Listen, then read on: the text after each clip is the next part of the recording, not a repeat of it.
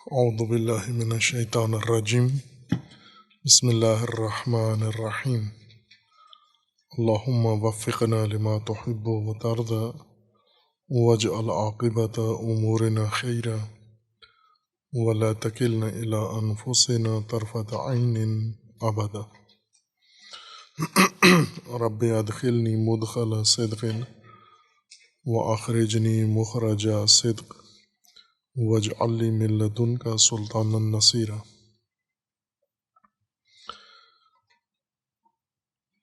سورہ مبارکہ بقرہ آیات کریمہ وَإِذَا قِيلَ لَهُمْ لَا تُفْسِدُوا فِي الْأَرْضِ قَالُوا إِنَّمَا نَحْنُ مُصْلِحُونَ أَلَا إِنَّهُمْ هُمُ الْمُفْسِدُونَ وَلَكِنْ لَا يَشْعُرُونَ۔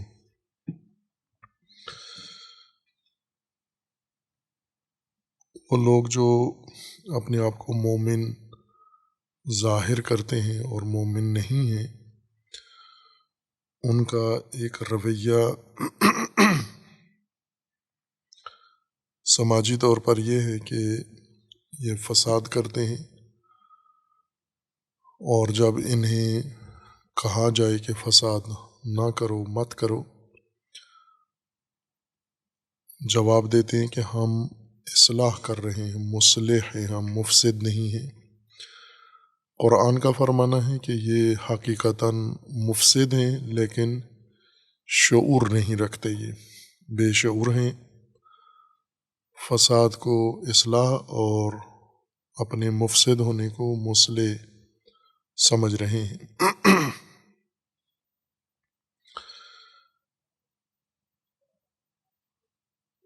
صلاح و فساد دو متضاد خصوصیات ہیں جو اس کائنات کے اندر بھی جاری ہیں، کائنات مادی میں، اور انسانی معاشرے میں بھی جاری ہیں۔ یہ دونوں کائنات میں صلاح و فساد کا اس قدر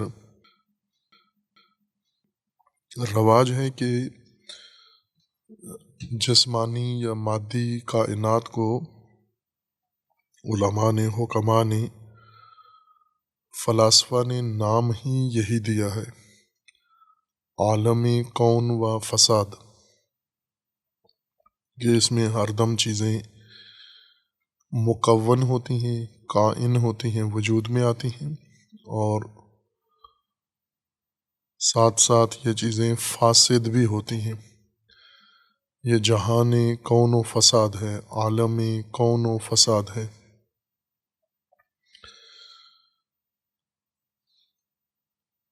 اور یہ ضروری ہے اس جہان کے بقا کے لیے کہ اگر کوئی چیز مادی وجود میں آئے اور پھر فاسد نہ ہو، عالم جسمانی قائم نہیں رہ سکتا۔ اس کی بقا اسی کے اوپر ہے کہ جس تناسب کے ساتھ حقائق وجود میں آتے ہیں، تکون و تکوین حاصل کرتے ہیں، اسی تناسب کے ساتھ ان میں فساد بھی ہوتا ہے، اور اسے ہم مشاہدہ کرتے ہیں اپنی آنکھوں سے۔ لوگ، انسان پیدا ہوتے ہیں، پھر انسان مر جاتے ہیں، جانور پیدا ہوتے ہیں، پھر ایک عمر گزارنے کے بعد مر جاتے ہیں، اور اسی طرح نباتات کے اندر پودے، درخت پیدا ہوتے ہیں، ایک مدت تک قائم رہنے کے بعد پھر اگر انہیں نہ بھی کاٹا جائے خود ہی خود فاسد ہو جاتے ہیں، مزمحل ہو جاتے ہیں، یعنی ان کا وجود نباتی ختم ہو جاتا ہے، خاک میں مل جاتے ہیں۔ اور اسی طرح دیگر تمام جو مادی اشیاء ہیں، مادی حقائق ہیں، ان کے اندر تسلسل کے ساتھ یہ عمل تکون کا اور فساد کا ترتیب کے ساتھ جاری، ایک نظم کے ساتھ ہے، نظام کے ساتھ ہے، نہ کہ بے نظمی کی صورت میں۔ تمام موجودات کا ایک گویا نظام الاوقات بنا ہوا ہے کہ ایک وقت تک اس کو وجود میں آنے کے بعد قائم رہنا ہے، پھر اس کے بعد اسے مزمحل ہو جانا ہے، فاسد ہو جانا ہے، ختم ہو جانا ہے، خاک بن جانا ہے، مٹی بن جانا ہے اس کو، پھر دوبارہ اسی سے دوبارہ پھر تکون شروع ہوگا، پھر کوئی نئی چیز پیدا ہوگی، وہ اپنا دورانیہ گزار کے پھر وہ بھی مزمحل ہو جائے گی۔ اور انسان بھی جو صنعت کاری کرتا ہے، مصنوعات انسان ہیں، وہ بھی اسی طرح سے ہیں، مکونات ہیں اور فاسد ہیں۔ یعنی انسان بناتا ہے، ایک مدت کے بعد وہ چیزیں کائن اور قائم رہتی ہیں، پھر اس کے بعد فاسد ہو جاتی ہیں۔ اور فساد اس اعتبار سے بھی اس کائنات کا حصہ ہے کہ چونکہ مختلف موجودات مخلوقات ہیں، اور ان موجودات مخلوقات کے اندر آپس میں ایک تصادم ہے، تحرک ہے ان کا، سب کا تکاملی حرکت سب کے اندر ہے۔ یعنی تمام موجودات جو اللہ تعالیٰ نے ایجاد کیے ہیں، خلق کیے ہیں، وہ ایک اپنے کمال کی طرف، مقررہ کمال کی طرف تسلسل کے ساتھ بڑھتے ہیں۔ اس کمال کے حصول میں وہ دیگر موجودات کو استعمال کرتے ہیں، اپنی خوراک بناتے ہیں۔ اور جب ایک موجود اپنی خوراک دوسرے کو بناتا ہے، جس کو اپنی خوراک بناتا ہے وہ لامحالہ مزمحل ہو جاتا ہے، اس کی شناخت، اس کی بناوٹ میں خلل آ جاتا ہے، اور وہ فاسد ہو جاتا ہے اور ختم ہو جاتا ہے۔ اور یہ عمل ہم دیکھتے ہیں، مثلاً پھل اگتے ہیں، ان پھلوں کے اندر کیڑے پڑ جاتے ہیں، اور کیڑے پھل کو استعمال کرتے ہیں اپنے تکامل کے لیے، اپنی نشو و نما کے لیے اس کو خوراک کے طور پر استعمال کرتے ہیں۔ اور پھل درخت کے ذریعے کھاد کو اپنی خوراک کے طور پر استعمال کرتے ہیں۔ ہر چیز دوسری چیز کو جو اس کی خوراک سمجھی جاتی ہے، جو اس کی غذا شمار ہوتی ہے، اس کا رزق شمار ہوتا ہے، اس کو استعمال میں لاتی ہے۔ کیونکہ ہر چیز کی رزق اور غذا زمین کے اندر ہی ہے، باہر سے اس کو رزق نہیں آتا، زمین کے اندر ہی سے وہ رزق اپنا حاصل کرتا ہے تمام موجودات۔ اس لیے یہ بننا اور ٹوٹنا، بننا اور بگڑنا اس کائنات کا جز ہے، اسی سے یہ قائم ہے۔ اگر بننا ختم ہو جائے تو بھی ختم ہو جائے گی کائنات، اگر ٹوٹنا ختم ہو جائے اور جو چیز وجود میں آئی ہے وہی قائم رہے تو بھی نظام کائنات میں خلل آ جائے گا۔ یہ تکوین اور فساد کائنات کا حصہ ہے تکوینی طور پر، اور اشیاء کا ایک دوسرے کو خوراک بنانا، استعمال کرنا۔ جیسے ہم آنکھوں سے دیکھتے ہیں کہ لوہا نمی میں زنگ لگ جاتا ہے لوہے کو، یہ زنگ ہمارے ظاہری دید سے ہمیں یہ لگتا ہے کہ یہ جس طرح خود لوہا جمادات میں سے ہے، یہ زنگ بھی ایک جمادی چیز ہے، لیکن اگر ذرہ بین کے نیچے دیکھیں اس کو اور زنگ کو، تو یہ حیوانات ہیں جو لوہے کو کھا رہے ہوتے ہیں۔ جیسے لکڑی کو ایک کیڑا کھا جاتا ہے، لوہے کو ایک اور کیڑا کھا جاتا ہے۔ یہ جاندار چیزیں ہیں جو لوہے کو نگل لیتی ہیں، لوہے کو اپنی غذا بنا لیتی ہیں، اور تدریجاً یہ لوہا گل جاتا ہے، سڑ جاتا ہے، فاسد ہو جاتا ہے۔ اس کے فساد کی وجہ نمی میں پیدا ہونے والے جراثیم ہیں، بیکٹیریاز ہیں جو اس کے اوپر عارض ہو کے اس کو کھا جاتے ہیں۔ اسی طرح کچھ چیزیں ہیں جو کچھ دوسری چیزوں کو خوراک بنا رہی ہیں، جیسے انسان زمین کے ذخائر کو اپنی خوراک بنا رہا ہے، پودوں کو خوراک بناتا ہے، پھلوں کو خوراک بناتا ہے، فصلوں کو خوراک بناتا ہے، مائعات کو خوراک بناتا ہے، پانی کو خوراک بناتا ہے، مختلف نباتاتی چیزیں یا حیوانی اجزائے حیوان، ان سب کو اپنی خوراک بناتا ہے، اور خوراک بنانے کے لیے ان دوسری چیزوں کا ختم کرنا لازمی ہے۔ وہ چیزیں فاسد ہو جاتی ہیں، انسان ان کو استعمال کر کے کامل ہوتا ہے یا باقی رہتا ہے، اپنی بقا و سلامتی حاصل کرتا ہے۔ انسان کی سلامتی دوسری چیزوں کی فنا ہے۔ پھل، پودے، فصلیں، غلات، یہ فنا ہوئے ہیں، فاسد ہوئے ہیں اور انسان کی غذا بنے ہیں۔ یہ ایک فساد ہے جو کائنات کی بقا کے لیے ضروری ہے۔ یہ وہ فساد نہیں ہے جس سے کائنات خراب ہوتی ہو، یعنی نظام کائنات اس خلل سے، اس فساد سے نابود ہو رہا ہو، بلکہ یہ فساد ایک تسلسل ہے نئی تکوین کا، ایک نئی رشد کا، نئی نمو کا مقدمہ بنتا ہے۔ یہ حیوانات چارہ چرتے ہیں، فضلہ بناتے ہیں، یہ فساد ہے، اس نباتاتی حیات کا فساد ہے۔ جانور نے اس کو اپنی خوراک بنا لیا اور فاسد کر کے اس کو فضلہ بنا لیا، لیکن یہی فضلہ ایک نئی نمو کی بنیاد بنتا ہے، پھر دوبارہ اگتا ہے یہی مٹی میں مل کر۔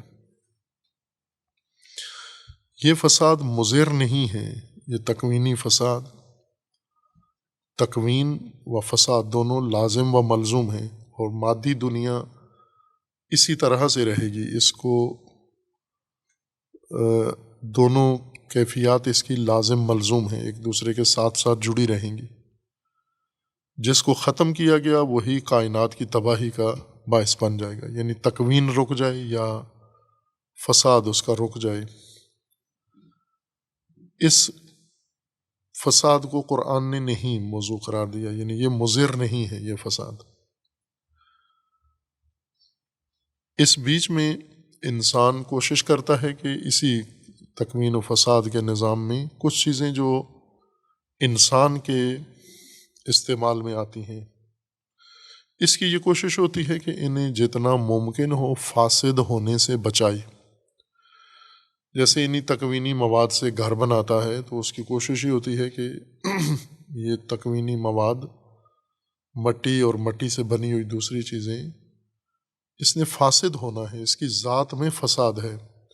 اگر اسے اپنے حال پہ چھوڑ دیں گے تو یہ کچھ سال کے بعد، کچھ عرصے کے بعد مزمحل ہو جائے گا اور مٹی بن جائے گا۔ اس مٹی سے دوبارہ پھر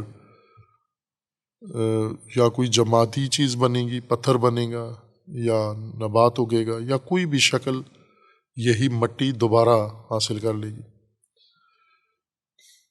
انسان بیچ میں اس تکوینی مواد کو کام میں لاتا ہے، اپنے وسائل زندگی بناتا ہے، گھر بناتا ہے، اشیاء بناتا ہے، اور وہ بھی ان تکوینی مواد سے بنتی ہیں۔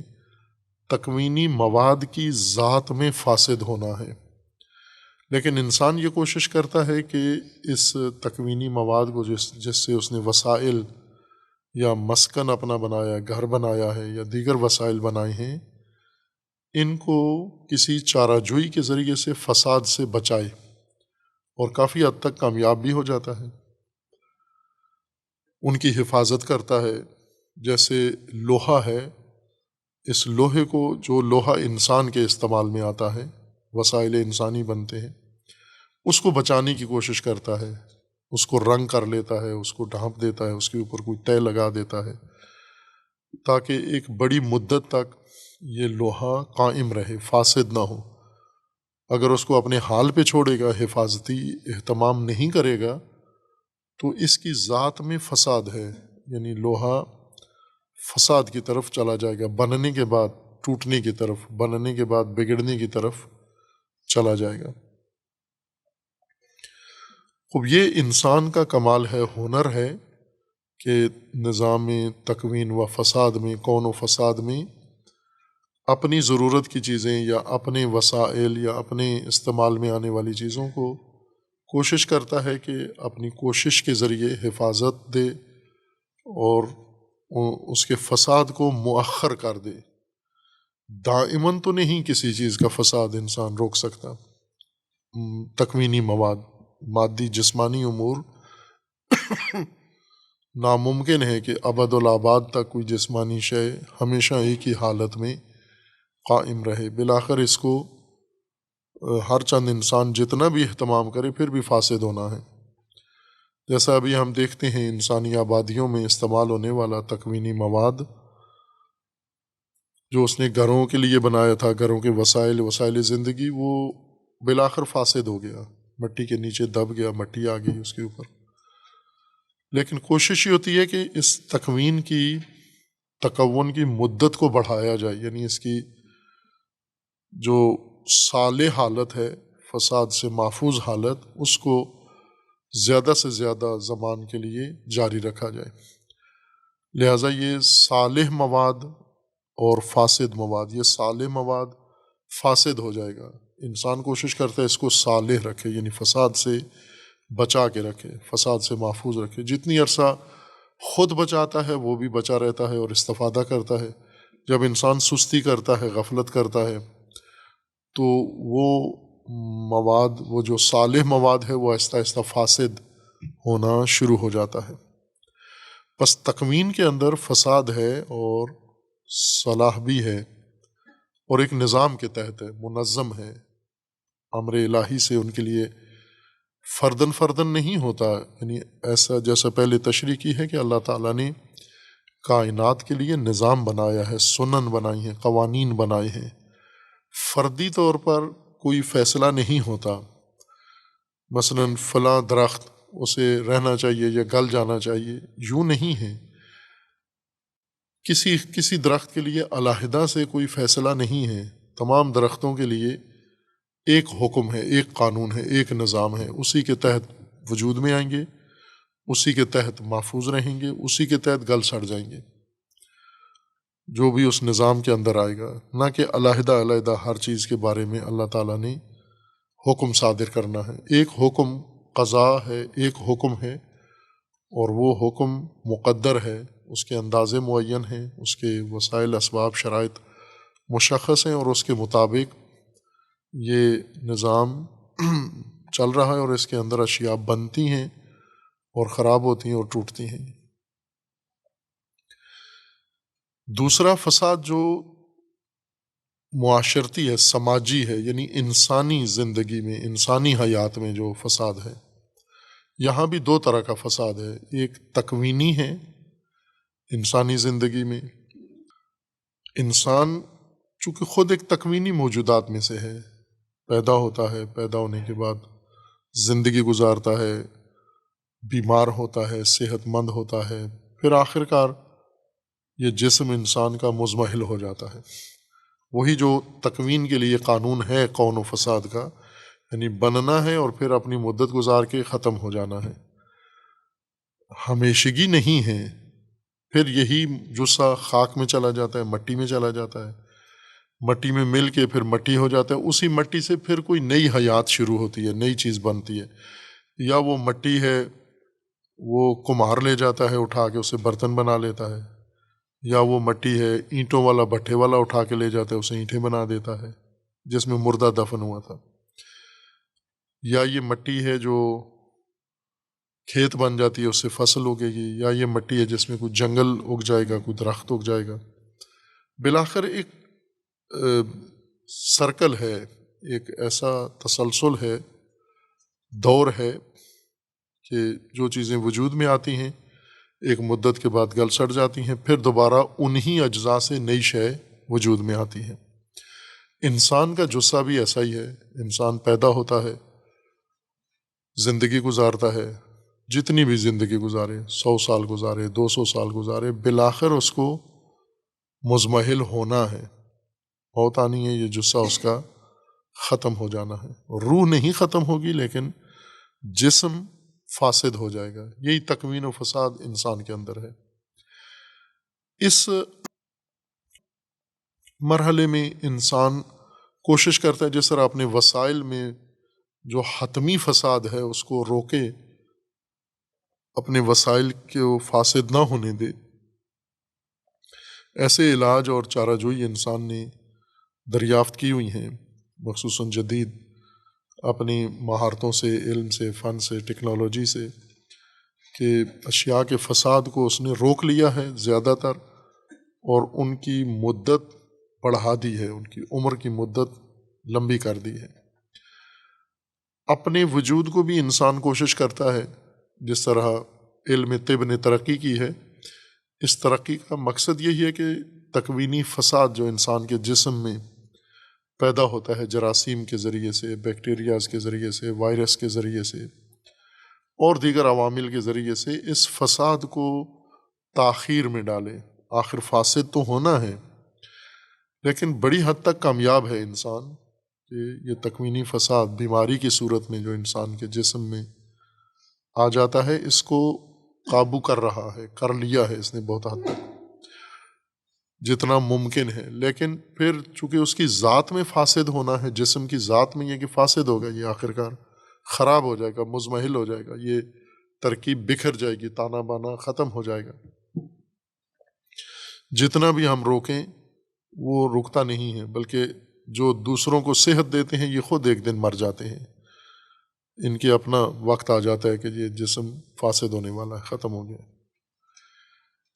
اس فساد کو بھی انسان ختم نہیں کر سکتا، لیکن اپنی حد تک اپنے حصے کی عمر کو یا اپنے جسم کو کافی حد تک محفوظ بنا کے اس فساد کو تاخیر میں ڈال سکتا ہے، جو بالآخر موت کی صورت میں ظاہر ہوتا ہے۔ یہ فساد بھی کائنات کا حصہ ہے، وہی تکوینی فساد ہے، صرف انسان کے ساتھ چونکہ منسوب ہے اس وجہ سے اس کو الگ ذکر کیا ہے۔ انسان کے اندر فساد دیگر جو قرآن نے ذکر کیا ہے وہ انسان کے اس تکوینی شعبے میں نہیں ہے فساد، بلکہ تشریعی حصے میں فساد ہے۔ جیسے انسان کو اللہ تعالیٰ نے جو خصوصیات دی ہیں، ان میں سے کچھ خصوصیات انسان کے اندر فساد ایجاد کرتی ہیں۔ ان کے ذریعے سے انسان اپنی صالحیت بھی بڑھا سکتا ہے، تدبیر ہو اگر اس کے پاس، لیکن اگر غفلت برتے تو وہی خصوصیات انسان کے فساد کا بھی باعث بن جاتی ہیں۔ انسان کو اللہ تعالیٰ نے جو خصوصیات، صلاحیتیں دی ہیں، قابلیتیں دی ہیں، ان میں ایک فہم ہے، سوچ، شعور، علم حاصل کر سکتے ہیں، آگاہی و شناخت۔ یہ سب سے بڑی اہم خوبی، خصوصیت ہے، انسان کو باقی تمام مخلوقات سے ممتاز کرتی ہے۔ دوسری خصوصیت ہے اس کی کہ صرف فہم و شعور و شناخت نہیں ہے، اس فہم و شعور کی بنیاد پر ارادہ بھی کرتا ہے انسان، اختیار بھی ہے، انتخاب بھی کرتا ہے، اپنی زندگی کے لیے مختلف اشیاء کو انتخاب کرتا ہے، مختلف جہتیں انتخاب کرتا ہے، مختلف انداز انسان اپنے لیے انتخاب کرتا ہے۔ یہ ایک خصوصیت ہے انسان کی۔ اور تیسری خصوصیت ہے ارادہ، کہ یہ سب کام ارادتاً کرتا ہے، یعنی پہلے انسان کے اندر اس کام کے کرنے کا یا کسی شے کے حصول کا ارادہ بنتا ہے، طلب پیدا ہوتی ہے، وہ طلب بڑھ کر ارادہ بنتی ہے، پھر ارادے سے اگلا کا مرحلہ شروع ہوتا ہے اور وہ ہے حرکت کا۔ یعنی پہلی جو انسان کے اندر خصوصیات، بنیادی خصوصیات ہیں، انسانی امتیازی خصوصیات، ارادہ، شعور اور اختیار ہے۔ اس کے بعد آ جاتی ہیں حرکات و سکنات، کے انسان حرکت کر سکتا ہے، ارادی حرکت کر سکتا ہے، یعنی جیسا چاہے ویسے حرکت کر سکتا ہے۔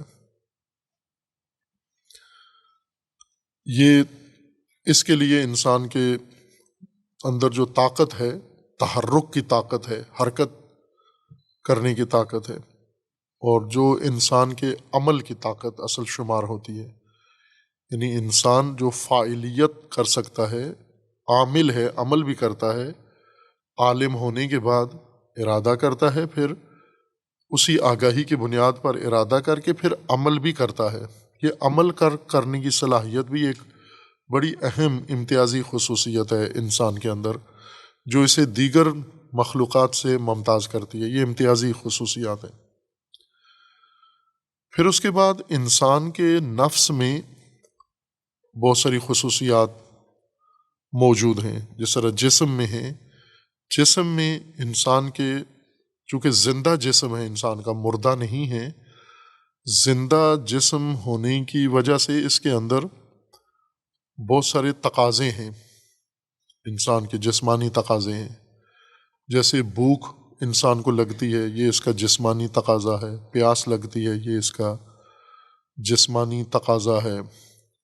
اسی طرح انسان کے اندر جنسی صلاحیت پیدا ہوتی ہے، شہوت پیدا ہوتی ہے، یہ ایک جسمانی تقاضا ہے۔ اور اس طرح کی متعدد خصوصیات ہیں انسان کے اندر۔ یہ اندر سے، یہ تقاضے وجود کے اندر سے پیدا ہوتے ہیں۔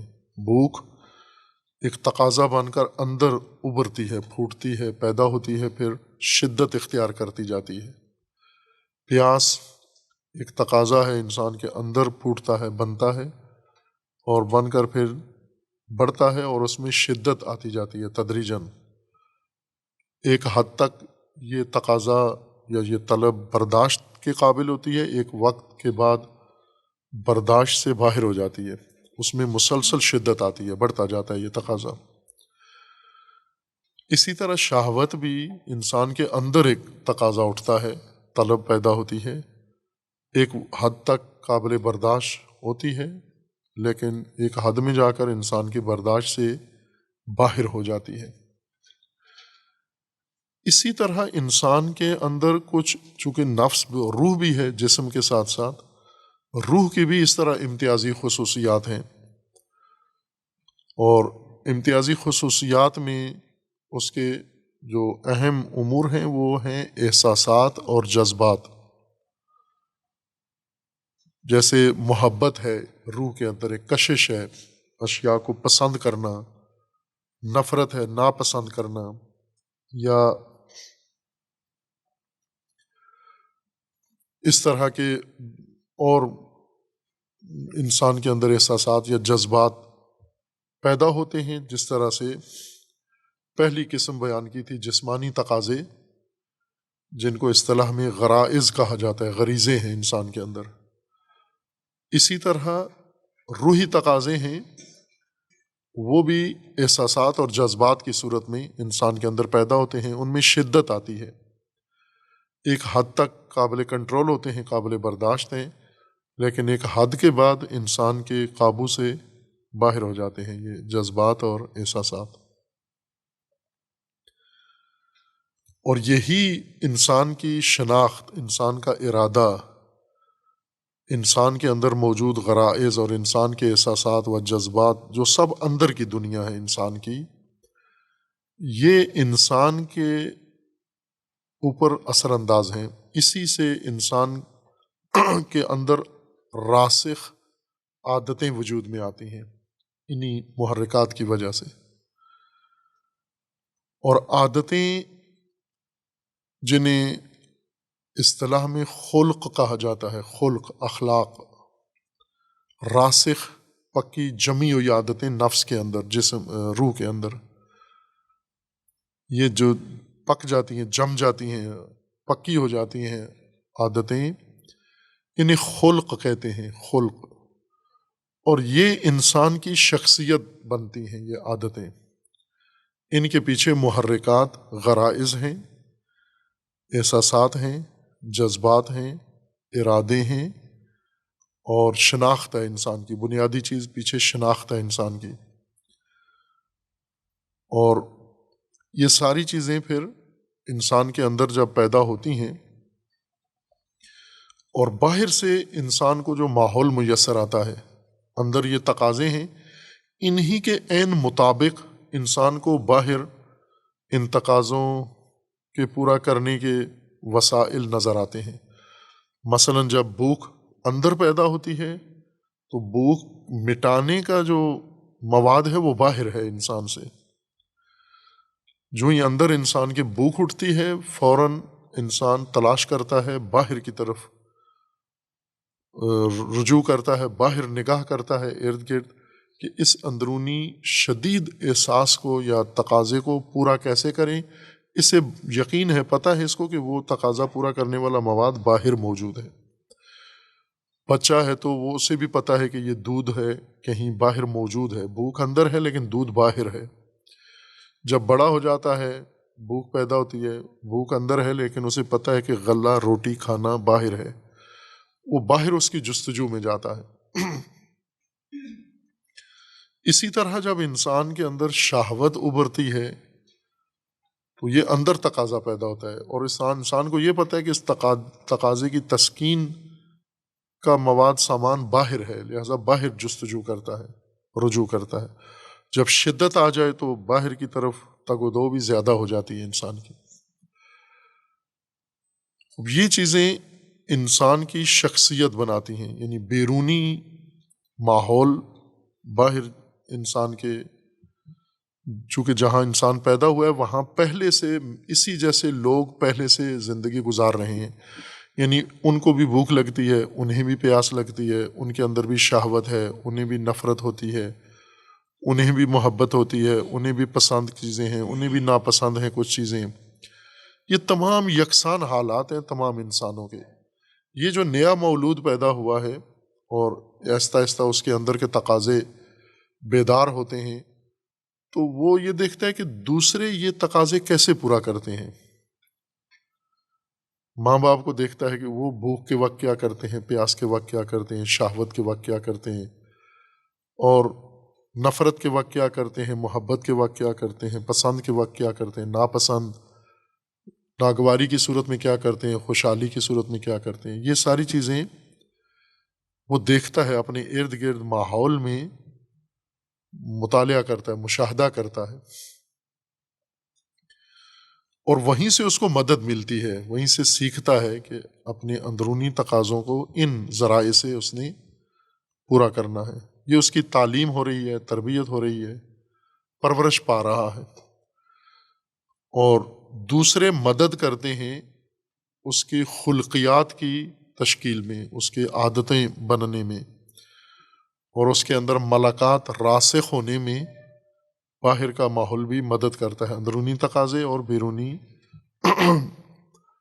جو تعاون ہے یا بیرونی مشاہدہ، یہ اس کو مدد دیتا ہے، اور اس طرح انسان کی غیر محسوس طور پر شخصیت بننا شروع ہو جاتی ہے۔ جسم اور روح کے علاوہ ایک تیسری چیز انسان میں وجود میں آتی ہے، انسان کی سوچ، شخصیت بدن کا نام نہیں ہے، نہ روح کا نام ہے۔ روح اور بدن کے سنگم میں ایک چیز بنتی ہے بنامی شخصیت۔ وہ شخصیت کس چیز سے تشکیل پاتی ہے؟ شناخت سے، افکار، سوچ، یعنی کس طرح سے حقائق کو یہ دیکھتا ہے، کس طرح سے یہ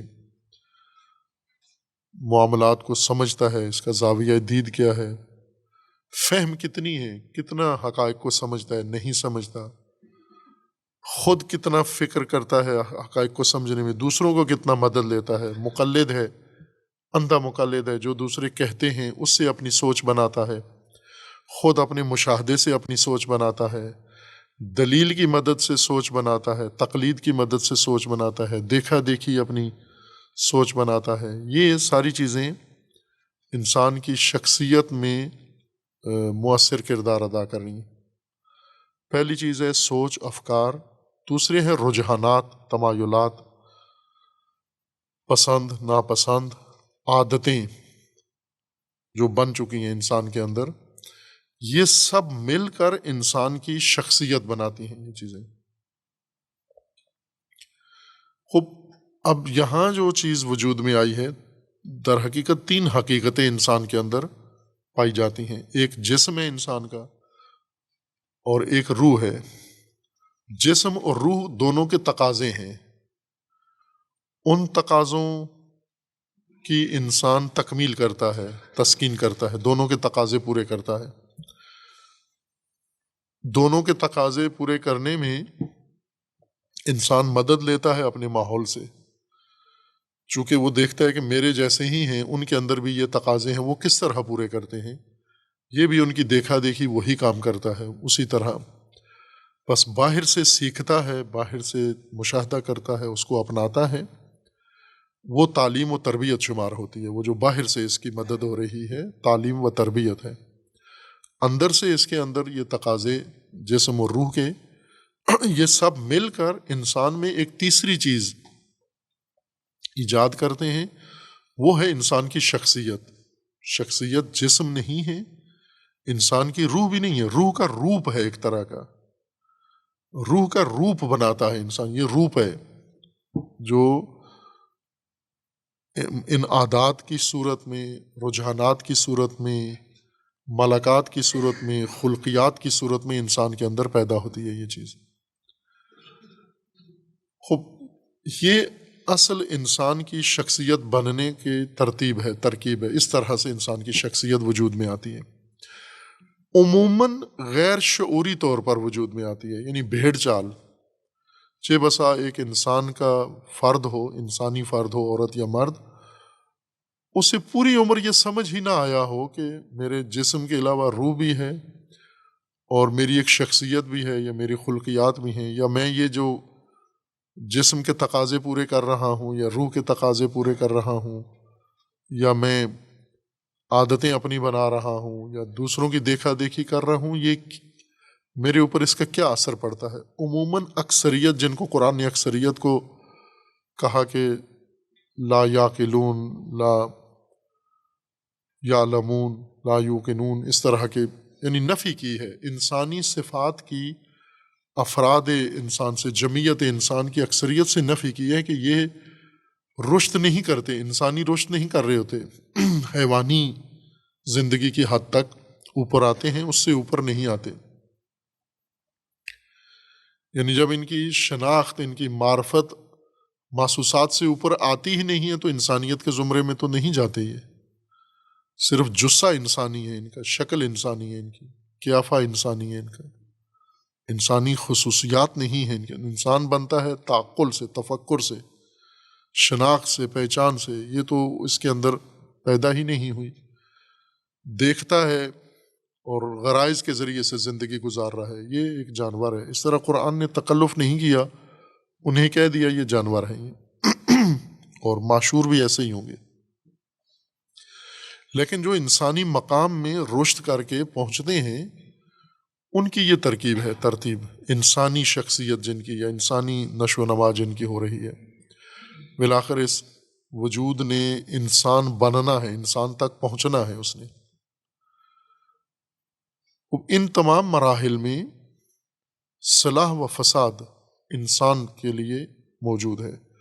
جیسے جسم انسان کا یا صالح ہوگا یا فاسد، روح انسان کی یا صالح ہے یا فاسد، اور شخصیت انسان کی یا صالح ہے یا فاسد. اور تینوں کے اجزائے ترکیبی الگ الگ ہیں، لیکن شخصیت میں یہ ساری چیزیں شامل ہو جاتی ہیں. روح بھی شامل ہے، جسم بھی شامل ہے، اور معاشرہ بھی شامل ہے، محیط بھی شامل ہے شخصیت کی صلاح میں اور شخصیت کے فساد میں. صالح سے مراد، صالح قرآن کی عام اصطلاح ہے جو کثرت سے استعمال ہوئی ہے. انبیاء کرام علیہ السلام میں سے کئی شخصیتوں کو کہا کہ من عبادنا الصالحین، یہ صالحین میں سے ہیں یہ بندے. جیسے حضرت ابراہیم ہیں صالحین میں سے ہیں، یا حضرت نوح ہیں صالحین میں سے ہیں، حضرت موسیٰ صالحین میں سے ہیں، یعنی کہ صالحین میں سے ہیں. اب یہاں پھر جو کمزوری ہماری ثقافتی کمزوری ہے، ہماری ادبی کمزوری ہے، اردو، اور اس کے اوپر ہم نے کوئی محنت نہیں کی، ہمارے سابقین نے، اسلاف نے بھی کوئی محنت نہیں کی. اردو کو علمی زبان نہیں بنا سکے ہم، اردو میں علم منتقل نہیں ہو سکتا. مثلا یہی قرآن کے ترجمے ہی دیکھیں، کتنے ناقص، ادھورے، نارس ترجمے ہیں کہ حسنات نیکیاں، صالحات اعمال صالحہ نیکیاں، صالحین کس کو کہتے ہیں؟ نیک بندے۔ یہ شیعہ سنی متفق ہیں اس پر، شیعہ سنی نے جھگڑے کے لیے الگ موضوع رکھا ہوا ہے علم کلام، لیکن یہاں پر دونوں میں اتفاق و اتحاد ہے کہ ہم نے قرآن کا ترجمہ غلط کرنا ہے، ناقص کرنا ہے، اس پہ اتفاق ہے دونوں کا۔ آپ تمام شیعہ سنی ترجموں میں دیکھیں صالحین نیک لوگ، اللہ کے نیک بندے۔ نیک تو نہیں ہوتے، ترجمہ یعنی صالحین کا مطلب نیک نہیں ہے، صالح کا مطلب ہے جیسے میں نے کیا تھا کہ وہ شے جو پیدائش میں، فطرت میں، جو ایک اللہ کے بنائے ہوئے نظام، نقشے، ڈرائنگ، ڈیزائن کے ساتھ ایک شے وجود میں آئی ہے، اس کی ذات بنی ہے، اس کی طبیعت بنی ہے، اس کا وجود بنا ہے، اس کی حقیقت اللہ تعالیٰ نے تخلیقی ایک حقیقت اس کو عطا کی ہے، اس حقیقت میں خلل نہیں آیا، اگر وہ صحیح ہے، اس میں فساد نہیں آیا، یہ صالحیت ہے، یہ صلاحیت ہے۔ عباد صالح یعنی وہ شخصیات، وہ افراد جن کی زندگی میں، جن کے جسم میں، جن کی روح میں اور جن کی شخصیتوں میں فساد کا شائبہ نہیں آیا، یا شروع سے نہیں تھا، پیدائشی طور پر جس طرح سے ان کو ایک فطرت عطا کی گئی تھی اس کو باقی رکھا انہوں نے، اسی کی پرورش کرتے رہے، اسی کو پروان چڑھاتے رہے، اس میں فساد آنے ہی نہیں دیا انہوں نے، یا ان کے متولیوں نے، ان کے معلمین نے، ان کے مربیوں نے ان میں فساد آنے ہی نہیں دیا، فساد ان کے نزدیک نہیں ہے۔ صالح یعنی اصلی حقیقت جن کی باقی ہے، فساد سے منزہ و پاک، نہ کہ نیک لوگ جن کے اندر کہیں بھی فساد، ان کی پوری شخصیت میں آپ تلاش کریں کہیں بھی فساد نہیں، نہ ان کی سوچ میں فساد ہے، نہ ان کے ارادے میں فساد ہے، نہ ان کے رجحانات میں فساد ہے، نہ ان کے جسموں میں فساد ہے، نہ جسمانی تقاضے پورے کرنے میں فساد ہے، نہ بھوک مٹانے میں فساد ہے، نہ پیاس بجھانے میں فساد ہے، نہ جنسی تقاضا پورا کرنے میں فساد ہے، کہیں بھی فساد نہیں ہے۔ اور اسی طرح ان کی روح میں کہیں فساد نہیں ہے، ان کے جذبات میں، احساسات میں، اور اسی طرح ان کی شخصیت میں کہیں فساد نہیں ہے۔ یہ انفرادی طور پر صالحیت ہے، یہ صالحین یہ ہے، یہ عباد صالحین ہے اللہ کے، یعنی فساد کے نزدیک گئے ہی نہیں ہیں، یا اگر تھے کسی زمانے میں، جاہلیت میں تھے، اگر فساد میں مبتلا تھے تو انہوں نے فساد اپنا دور کر لیا، لیکن یہ صالحیت اصلاح سے ہوئی ہے، یعنی اصلاح کی انہوں نے۔ صالح ضروری نہیں کہ اصلاح سے صالح بنا ہو، ممکن ہے تقوی سے، حفاظت سے صالح ہو، یعنی جو ہی اس کو فطرت عطا ہوئی ہے اس نے اس کو محفوظ رکھا ہے، فساد آنے کے بعد اصلاح نہیں کی، فساد آیا ہی نہیں ہے، محفوظ رکھا اپنے آپ کو، یہ فطرت محفوظ تمام جامع طور پر یہ صالحیت ہے۔ اور ممکن ہے ایسا نہ ہوا ہو، شروع میں آغاز زندگی میں غفلت کی وجہ سے، جہالت کی وجہ سے، لاپرواہی کی وجہ سے، غلط تعلیم و تربیت کی وجہ سے، غلط ماحول کی وجہ سے، غلط سماج کی وجہ سے، غلط خاندان کی وجہ سے، غلط آغوش کی وجہ سے، غلط دوستیوں کی وجہ سے، غلط روابط کی وجہ سے فساد آ گیا ہو اس کے کسی شعبے کے اندر۔ لیکن یوں نہیں ہے کہ فساد اگر آ جائے تو فساد انسان کی شخصیت سے نکلتا نہیں ہے، دور کر سکتا ہے انسان۔ توبہ اسی فساد کو نکالنے کا نام ہے، اسی فساد کو دھونے کا نام ہے۔ رجوع، توبہ کا مطلب ہے نا رجوع۔ اب یہاں سے یہ بھی بات سامنے کہ کدھر رجوع کرے انسان، توبہ والا شخص کدھر رجوع کرے، اصل کی طرف رجوع کرے، وہ جو خلقت میں جو نقشہ تھا اسی کی طرف واپس آئے، وہی بنے۔ پھر یہ بیچ میں جو اضافی چیزیں آ گئی ہیں یہ ملبہ نکالے اپنی شخصیت سے۔ بعض اوقات ہم ملبے سے اپنے گھر بھر دیتے ہیں، وسائل سے ناجائز وسائل سے اپنے گھر بھر دیتے ہیں. شخصیت بھی ایسے ہے، ملبے کا ڈھیر ہے جیسے. اس سب کو اٹھا کے باہر کریں، اور جب بالکل صاف ستھرے ہو جائیں تو کیا ہوا، یعنی اسی کی طرف پلٹ آئے جو اللہ نے دی تھی، رجوع کر لیا اسی کی طرف جو اللہ نے آپ کو بنایا تھا، وہی حالت آپ کی قائم ہو گئی. یہ اصلاح ہے. لہٰذا جہاں بھی توبہ ہے وہاں پر یہ ذکر ساتھ آیا ہے الا من تاب و اصلح. توبہ کے ساتھ یہ اکثر جگہ پر قرآن میں اصلاح کا ذکر آیا ہے کہ توبہ کی، اصلاح کی، یعنی اصلاح کی تو واپس پلٹا اپنی اصل حالت پر. جیسے بیمار ہے، بیمار کے لیے ہم یہ لفظ استعمال کرتے ہیں کہ بیمار کہتے ہیں کہ اپنی اصلی صحت تندرستی پہ پلٹ آیا ہے. بیماری ایک فساد ہے، پھر اس کا علاج ہوتا ہے، اور بیماری کے اثرات جراثیم سارے انسان کے جسم سے پاک ہو جاتے ہیں، صاف ہو جاتے ہیں.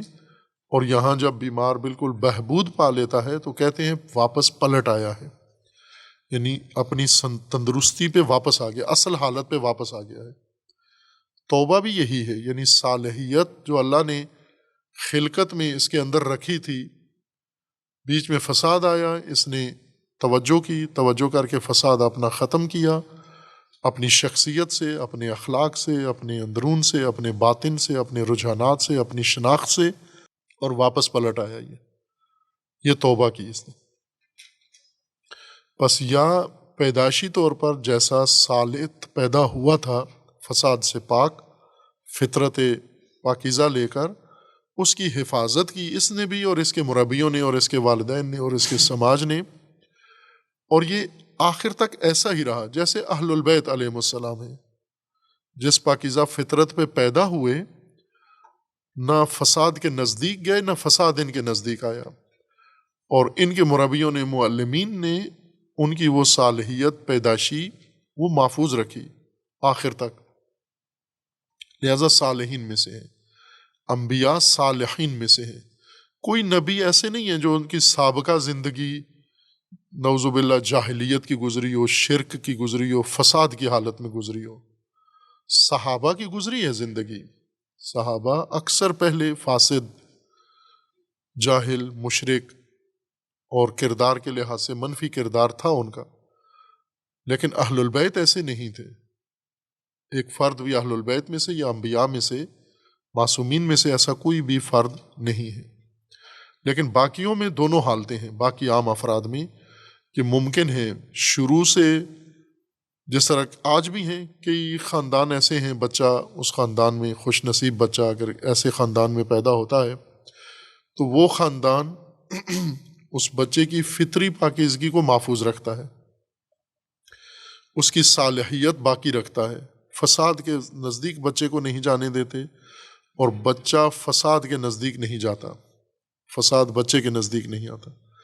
ان سارے شعبوں میں، یعنی نہ اس کی شناخت میں فساد ہے، نہ اس کے تحرکات میں فساد ہے، نہ اس کے عمل میں فساد ہے، نہ اس کے غریزے کے تسکین میں فساد ہے، نہ اس کے احساسات و جذبات کی تسکین میں فساد ہے، نہ ہی اس کی شخصیت میں فساد ہے. کوئی فاسد عادت اس کے اندر نہیں ہے، کوئی فاسد رجحان اس کے اندر نہیں ہے، فاسد عمل نہیں ہے. آج بھی ایسے خاندان ہیں اور ہونا چاہیے، یہ ناممکن عمل نہیں ہے. یعنی یہ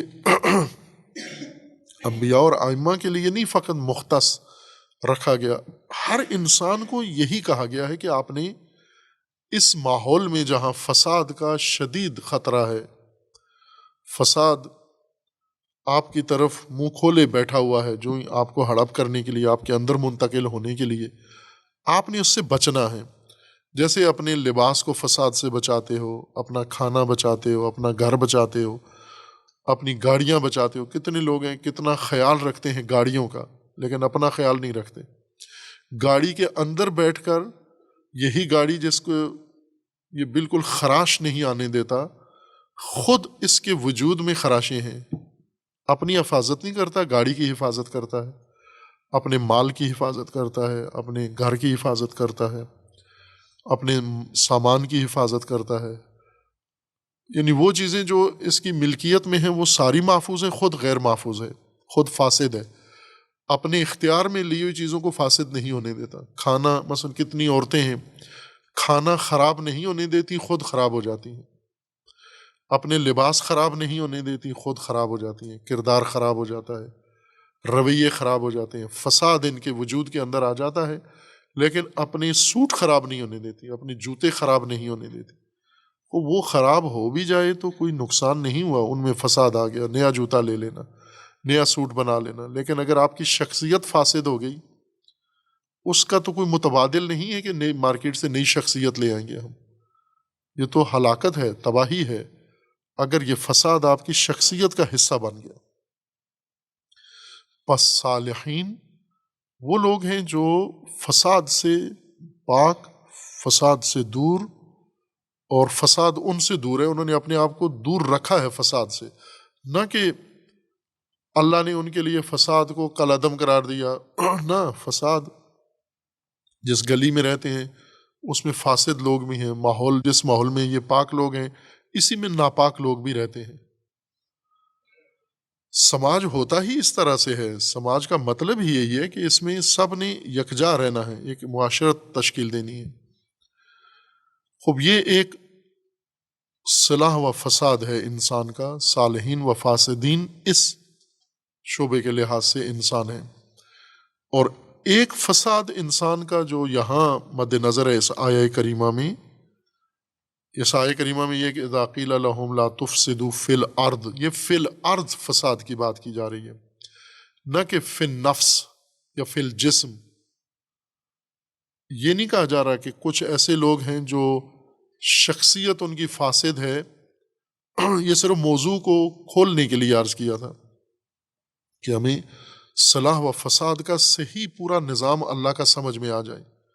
ہر چند اس آیت میں سماجی فساد کا ذکر ہے، لیکن اس سے زیادہ اہم ذاتی فساد ہے جو انسان کی شخصیت کے اندر پیدا ہو جاتا ہے، اور ہے موجود ہے۔ ہم جس طرح قرآن کریم نے حضرت یوسف علیہ الصلاۃ والسلام کی زبان سے ذکر کیا ہے، وما ابرئ نفسی ان النفس لامارۃ بالسوء، حضرت یوسف کا یہ کہنا ہے کہ یوسف بھائی کے پاک ہیں، بھائی کے منزہ ہیں، بھائی کے بے خطا ہیں، لیکن پھر بھی مدعی نہیں ہے کہ میں بری و ذمہ ہوں۔ وما ابرئ نفسی، میں اپنے نفس کو بری نہیں سمجھتا ہوں۔ ہماری طرح نہیں ہے، ہمارا سب سے بڑا جرم یہ ہے کہ ہم اپنے نفس کو بری سمجھتے ہیں، فساد سے بھرے ہوئے ہیں، جسموں میں فساد ہے، ذہنوں میں فساد ہے، دلوں میں فساد ہے، شخصیت میں فساد ہے، اخلاق فاسد، رویے فاسد، روابط فاسد، ہر چیز فساد میں ڈوبے ہوئے ہیں۔ لیکن جب اظہار کرتے ہیں وہ کیا کرتے ہیں کہ انی بری من الفساد، میں فساد سے پاک ستھرا صاف ستھرا ہوں۔ آپ کوئی انسان ڈھونڈیں جو اعتراف کرے کہ نہیں ہوں۔ وما ابرئ نفسی، میں اپنے نفس کو بری نہیں سمجھتا ہوں۔ کیوں نہیں سمجھتا ہوں؟ اس لیے کہ نفس ہے وہ، ان النفس لامارۃ بالسوء، وہ ہے ہی امارہ ہے، وہ امیر نہیں ہے، امارہ ہے۔ امیر فرمان دینے والا، امارہ زیادہ فرمان دینے والا، کثرت سے، شدت سے فرمان دینے والا۔ یعنی نفس امیر بالسوء نہیں ہے، عامر بالسوء نہیں ہے، امارۃ بالسوء ہے۔ ایسا نفس رکھتے ہوئے کیسے میں اس کو برات کا وکالت کروں کہ یہ بری ہے یہ نفس؟ وما ابرئ نفسی۔ خوب، اب پہلا مرحلہ یہ ہے کہ جب ہمیں فساد کا ظرف پتہ چل گیا کہاں کہاں فساد آتا ہے اور کہاں سے آتا ہے، تو پہلا کام یہ کرنا ہے ہم نے، سماج اس وقت تک فساد سے بری نہیں ہوتا۔ منافق کون ہو جائیں گے؟ منافق وہ ہیں جن کے وجود فساد سے بھرے ہوئے ہیں، لیکن سماجی اصلاح کا ذمہ انہوں نے لے لیا ہے۔ حکمران بننا چاہتے ہیں، سیاستدان بننا چاہتے ہیں، علماء بننا چاہتے ہیں، واعظین بننا چاہتے ہیں، رہنما بننا چاہتے ہیں، امام بننا چاہتے ہیں، ہو فساد کا ڈھیر، اندر تمہارے فساد ہے، اور خواہش تمہاری یہ ہے کہ میں زمام سنبھالوں مملکت کی، قوم کی، دین کی، عوام کی، تو یہ اندر سے پہلے شروع کرو۔ آپ فساد باطنی اپنا ختم کرو آپ۔ خوب، یہ پہلا قدم ہے کہ ہم خود اپنے اندر جائزہ لیں، اپنے گریبان میں دیکھیں، یہ بہت بڑا ہنر ہے، اللہ کسی کو دے دے۔ بہت قلیل لوگ ہیں جو گریبان میں جھانک سکتے ہیں۔ ہم اکثر لوگوں کی حریم میں جھانکتے ہیں، لوگوں کی چار دیواریوں میں اور لوگوں کی شخصیت میں اور لوگوں کے امور میں جھانکتے ہیں۔ ہم اگر جھانکنا آتا ہے تو گریبان میں جھانکو، اپنے گریبان میں جھانکو تو اپنا فساد، اپنی کمزوریاں، اپنی مشکلات نظر آتی ہیں۔ اور پریشانی کی ضرورت نہیں ہے، چونکہ قرآن ہدایت کا، اصلاح کا منشور موجود ہے، لہٰذا اگر اندر فساد، جیسے بیماری ہے، فلاں بھی بیمار، فلاں بھی بیمار، فلاں بھی بیمار، خوب اپنا جا کے معائنہ کراؤ، ذرا دیکھو آپ کے اندر کوئی بیماری ہے یا نہیں۔ دوسروں کی بیماریوں میں دلچسپی سے آپ کو کوئی فائدہ نہیں ہے، اپنی بیماری کی طرف دھیان دو، توجہ کرو۔ خوب دوسرا مرحلہ آ جاتا ہے فساد کا سماج میں، کہ سماجی فساد ہے جس سے ان منافقین کو روکا جا رہا ہے۔ اور ظاہر ہے کہ یہ جو سماجی فساد کرتے ہیں اور انہیں کہا جا رہا ہے کہ مت کرو، اور کہہ رہے ہیں ہم مسلح ہیں، یہ ذاتی طور پر فاسد ہیں، شخصیت فاسد ہے، ان کی ذہن فاسد ہے، سوچ فاسد ہے۔ چونکہ فاسد ہیں، منافقت اختیار کی ہے انہوں نے، لہٰذا یہ سماج کو بھی آ کر نابود کرتے ہیں، سماج کو بھی فاسد کرتے ہیں، مفسد، مصلح بن کر مفسد بنے ہوئے ہیں۔ خب ابھی ہم دیکھیں، اپنے معاشرے کو دیکھیں، معاشرے کے جو زمامدار ہیں، زمامدار یعنی کسی بھی شعبے میں معاشرتی سماجی زمام جن کے ہاتھ میں ہے، معیشت کی زمام جن کے ہاتھ میں ہے، مملکت کی زمام جن کے ہاتھ میں ہے، سیاست کی زمام جن کے ہاتھ میں ہے، تعلیم کی زمام جن کے ہاتھ میں ہے، عدلیہ کی زمام جن کے ہاتھ میں ہے، ثقافت کی زمام جن کے ہاتھ میں ہے، میڈیا کی زمام جن کے ہاتھ میں ہے، اسی طرح دیگر سماج کو اگر تشریح کریں تو اندر متعدد شعبے نکلتے ہیں، ان سب کے زمامدار موجود ہیں، کسی کے ہاتھ میں ہے ان کی زمام۔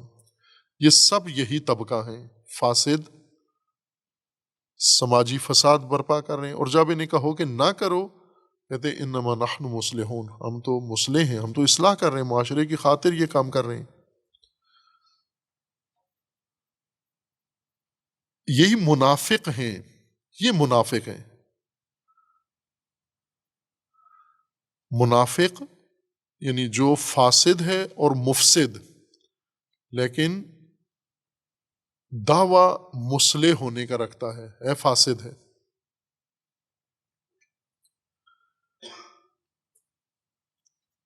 خوب اب انہیں جو روکا جا رہا ہے وہ فساد، سماجی فساد سے روکا جا رہا ہے، لیکن سماجی فساد ان کا یعنی مفسدیت ان کی فاسدیت کی نشانی ہے۔ فاسد ہی مفسد ہوتا ہے، فاسد یعنی جو خود فاسد ہے، مفسد جو باہر ماحول میں فساد پھیلا رہا ہے۔ ہر مفسد فاسد ہے، لیکن یہ ضروری نہیں ہے کہ ہر فاسد مفسد بھی ہو۔ بعض لوگ ایسے ہیں جو اپنی ذات میں فاسد ہیں لیکن باہر فساد نہیں پھیلا رہے، اپنے فساد کو روک کے رکھا ہوا ہے، چھپا کے رکھا ہوا ہے، پنہان رکھا ہوا ہے، دوسروں کو باخبر نہیں ہونے دیتے کہ ہم اتنے فاسد لوگ ہیں۔ ریاکار لوگ عموماً ایسے ہوتے ہیں جو ہوتے فاسد ہیں لیکن باہر پاکیزہ بن کر ظاہر ہوتے ہیں۔ منافق اظہار کرتا ہے، باہر فساد بھی مچاتا ہے، تو یقیناً فاسد ہے خود۔ اب صالحین، قرآن کریم نے دو اصطلاحیں زیادہ کثرت سے استعمال کی ہیں، ایک صالحین اور ایک اعمال صالحہ، عامل الصالحات۔ یہ دونوں اب ہمیں انفرادی طور پر بھی انسان کی زندگی میں اور سماجی طور پر بھی، صالحین انفرادی طور پر یعنی جن کی شخصیت فساد سے پاک ہے، سالم ہے، اپنی فطری صالحیت کو جاری رکھا ہوا ہے، اصلیت کو فاسد ہونے نہیں دیا، یا اگر کہیں خدا نخواستہ زندگی میں کسی موڑ پہ کسی مرحلے میں آیا ہے فساد، تو انہوں نے اس فساد کو نکال دیا ہے، اپنے آپ کو دوبارہ توبہ کے ذریعے واپس پلٹ آئے ہیں، اسی اصل فطرت کے اوپر ہیں، یہ بھی صالحین میں سے ہیں۔ یعنی توبہ کیا ہوا انسان اس میں اور جو فطری طور پر صالحیت اپنی باقی رکھے ہوئے، کوئی فرق نہیں ہے، دونوں اب صالح ہیں اس وقت. ہر چند یہ پہلے صالح نہیں تھا لیکن اب صالح ہے یہ. اور قرآن کریم کا یہ فرمانا ہے کہ لا تموتن الا وانتم مسلمون. عاقبت زیادہ، عقب وہ آخری مرحلہ، وہ اہمیت وہ رکھتا ہے. وہ وہاں کیسے گئے آپ؟ الٹ بھی ہو سکتا ہے کہ ایک انسان آغاز زندگی کا صالحیت سے شروع کیا اور اختتام زندگی کا فساد پہ ہوا، یہ بھی ہو سکتا ہے. برعکس بھی ہے کہ آغاز میں فاسد تھا، ماحول نے فاسد کیا، ماں باپ نے فاسد کیا، بہن بھائیوں نے فاسد کیا، اور دوستوں نے فساد کیا، میڈیا نے فاسد کیا، لیکن کسی جگہ متوجہ ہو گیا، غفلت سے جاگا اور فساد جھٹک کر صالح بن گیا. یہ صالحین میں سے ہے. اس کو یعنی صالحین کے بارے میں جو آیات ہیں، جو خصوصیات ہیں، وہ ساری اس کو شامل ہیں. یوں نہیں کہ کل تک ہم عموماً ان لوگوں کی توبہ اللہ جن کی قبول کر لیتے ہیں ہم نہیں کرتے، ہوتے ان سے برے ہیں ہم، ان میں اور ہم میں فرق یہ ہے کہ ہم توبہ نہیں کرتے، وہ توبہ کر لیا ہے اس نے، لیکن اس کی توبہ کو بھی ہم توبہ نہیں سمجھتے، اس کے پچھلے کام ہی ذہن میں رکھتے ہیں کہ یہ کل تک تو یہ کام کرتا تھا، وہ کل کرتا تھا آج نہیں کرتا، یہ آج پاک صاف ہو گیا ہے، آج اس کو صالحین میں شمار کرنا ہے. ورنہ اگر یہ رسول اللہ ہماری طرح نعوذ باللہ عمل کرتے کہ لوگوں کا جو پچھلا کردار ہے اس کو رسول اللہ نظر میں رکھتے تو کتنے صحابی رسول اللہ کے ساتھ رہ جاتے، صرف اہل البیت. چونکہ صحابہ تو سب اس باقی زندگی سے ادھر آئے تھے، تو رسول اللہ انہیں اپنے پاس بھٹکنے نہ دیتے کہ کل تم کیا کرتے تھے، آج توبہ کر کے میرے پاس آ بیٹھے ہو. یہ جاہلیت ہے. اگر توبہ کر کے کوئی انسان صالح بن گیا ہے وہ صالح ہے وہ. اور اسی طرح اب یا عمل صالح، عمل صالح و عمل الصالحات، نیک کام، اس کا بھی ترجمہ نیک کام کیا گیا ہے. اور اس نیک کام نے کے اندر اتنا ابہام پایا جاتا ہے کہ اس کا کوئی واضح مصداق بھی نہیں ہوتا نیک کام کا. نیک کام کس کو کہتے ہیں؟ جو آپ کی مرضی میں نیک ہے وہ نیک کام ہے. کئی لوگ ہیں نا وہ غلط کام کر رہے ہوتے ہیں تو نیکی سمجھ کے غلط کام کر رہے ہوتے ہیں. نیک نہیں ہے. اعمال صالحہ کا مطلب نیک، صالحین کا معنی نیک نہیں ہے، اور اعمال صالحہ کا مطلب نیک کام نہیں ہے. صالحین یعنی فساد سے دور، صالحین جو فساد یا آیا ہی نہیں ہے، اگر آیا ہے تو انہوں نے نکال دیا ہے، صالح ہیں اس وقت خود. اعمال صالحہ جن اعمال میں فساد نہ ہو، خود وہ عمل فساد پر مبتنی و مشتمل نہیں ہے، اس کے اندر فساد کا شائبہ نہیں ہے، عمل کے اندر، کام کے اندر. اور اسی طرح جیسے اس عمل کے اندر فساد نہیں ہے، اس عمل کے کسی بھی مرحلے میں، نہ نیت میں فساد ہے، نہ ارادے میں فساد ہے، نہ عمل کے وسائل میں فساد ہے، نہ عمل کے مقصد میں فساد ہے، یہ عمل مکمل طور پر سالم ہے. اور دوسرا عمل صالح اس کو کہتے ہیں جو فساد کو ختم کرنے والا ہو، فساد برطرف کرنے والا عمل عمل صالح ہے. جس عمل سے فساد ختم نہیں ہوتا وہ صالح عمل نہیں ہے. کتنی نیکیاں ایسے کرتے ہیں ہم، ان نیکیوں کے اندر فساد کے مقابلے کے لیے کوئی خاصیت نہیں ہوتی، بے خاصیت نیکیاں کرتے ہیں، وہ اعمال صالحہ نہیں ہے. اعمال صالحہ یعنی فساد سے دور اور جو فساد کو ختم کرنے والے اعمال ہوں. اب یہ سماجی اعمال ہیں، ان اعمال کی ترتیب ہونی چاہیے، نشاندہی ہونی چاہیے. یہ جیسے امر بالمعروف، یہ عمل صالح ہے. امر بالمعروف نہی عن المنکر، یہ عمل صالح ہے. یعنی یہ وہ عمل ہے جو زمین سے ہی فساد کو ختم کر دیتا ہے، لوگوں کی زندگیوں سے فساد کو اٹھا کے. یہ بہترین سب سے بڑا عمل صالح ہے. جیسے سید الشہداء علیہ السلام نے فرمایا کہ میں فساد کو ختم کر رہا ہوں امر بالمعروف اور نہی عن المنکر کے ذریعے. وہ سب سے عالی شان عمل صالح ہے وہ. خوب اب ہمیں یہ دونوں چیزیں صالحین و اعمال صالحہ،